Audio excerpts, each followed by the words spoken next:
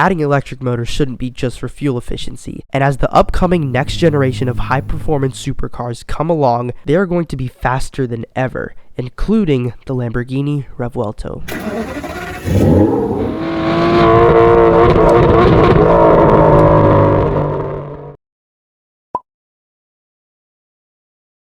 Follow my Revuelto account on Instagram. I actually did make that account. I'm tracking every single bit of the Aventador's replacement. I'm adding updates literally like every single hour on that page, so it's very active. So link in the description down below for this. Also, the Lamborghini has made a 1 minute and 44-second video stating the specs, or some of the specs, of the all-new next generation Lamborghini V12 mid-engine hybrid supercar. And so far, I have made one video about this, and you can go check this out. Link in the description down below. So far, I said one video, and this is going to be the second one, and there's going to be so much more. But yeah, I don't want to hold up too much, and we will discuss a little bit more in my thoughts after the video plays. So just for the next 2 minutes, just watch this, because this is very impressive. Today is the beginning of a new era with the presentation of our first high-performance electrified vehicle. Now I will show you the main details and features of this fantastic drivetrain. Our legendary V12 meets a performance-oriented hybrid system, resulting in a maximum reactive and sharp and emotional drivetrain. Thereby, the V12 has been rotated by 180 degrees, resulting in a completely new architecture.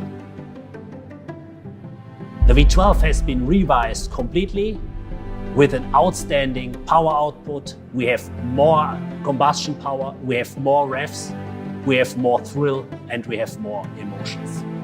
The overall power output is more than 1000 CV. For the first time, we have used a transversal 8-speed dual-clutch gearbox. This gives us a completely new architecture. The gearbox is assembled transversal. This allows us a perfect weight distribution, a very compact architecture, incorporating also an electric motor. This electric motor has three main functions. First of all, it starts the V12 engine. Secondly, it's also able to recharge the battery if needed. And last but not least, it's also delivering additional torque in the case of maximum acceleration and also improving the shifting. So you have seen that this drivetrain is really very emotional, very exciting. But I can tell you also the other components are very exciting, so stay tuned. So after I filmed this, I found out that the engine of the Revuelto will rev over 1000 RPM more than the Aventador, which will mean that the Revuelto's engine will rev up to 9500 RPM, which is just insane. Imagine the sound that'll come out of this thing. So what are my opinions on this? Well, we already knew that, or we were hoping that many years ago when we first started speculating about the Aventador's replacement, when it started to get old, we were speculating that it would have a V12 engine, but some sort of electrification, and obviously it's confirmed that it is a V12 engine, and it's going to be all new, nothing similar with the Aventador.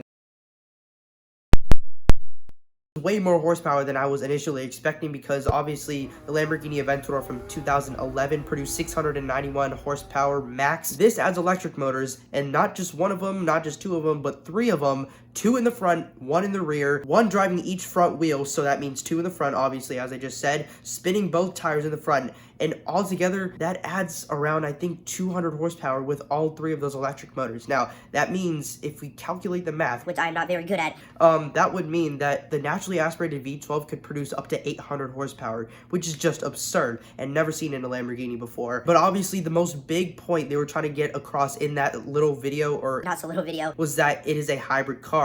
And usually when you think of hybrids, as I said, you think of a Toyota Prius. And then the Holy Trinity came out like around 10 years ago already, good lord. And that showcased what is truly capable of hybrid technology with electric motors paired to an internal combustion engine. But now we're moving like 10 years later, and Lamborghini is finally starting to do this sort of trend that's now known across the entire automotive industry. We have McLaren Artura, we have the next generation McLarens like the 720S and everything.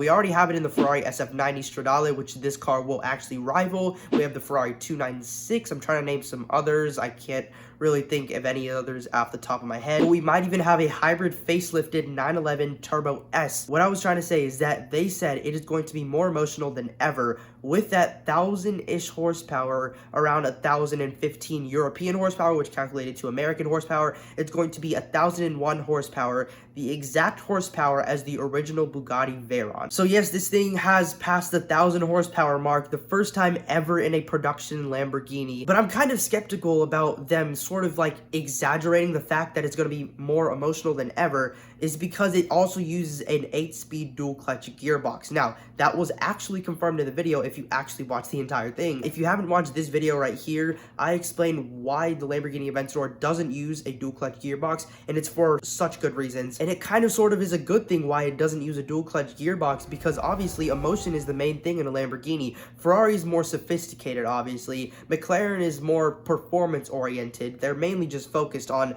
literally going as fast as possible. That's why they don't use any naturally aspirated powertrains, except for the Solus GT, which is like a hypercar that's limited to a few units or something. Well, it's going to be just impressive as heck. We already know that, and it's just going to be freaking fast, and I don't know if it'll actually dominate the SF90 in a straight line because of the fact that it doesn't use turbos and it doesn't have that Sort of. What I'm trying to say is that it doesn't have boost from the PSI or the turbos, whatever, you know. But if you haven't already, just please subscribe down below to help me achieve my dream of becoming a successful YouTuber. I make all types of content on this channel, from everything from car reviews, vlogs, my personal opinions, to redesigning cars to short videos, and even informative videos. So basically every single thing a car person would want in a YouTube channel. So make sure you hit that subscribe button down below again, and turn on post notifications so you'll be notified every single time I make a new video. Follow my Revuelto account on Instagram. I actually did make that account. I'm tracking every single bit of the Aventador's replacement. I'm adding updates literally like every single hour on that page, so it's very active. So link in the description down below for this also. But I do hope to see you in a future video, and bye for now.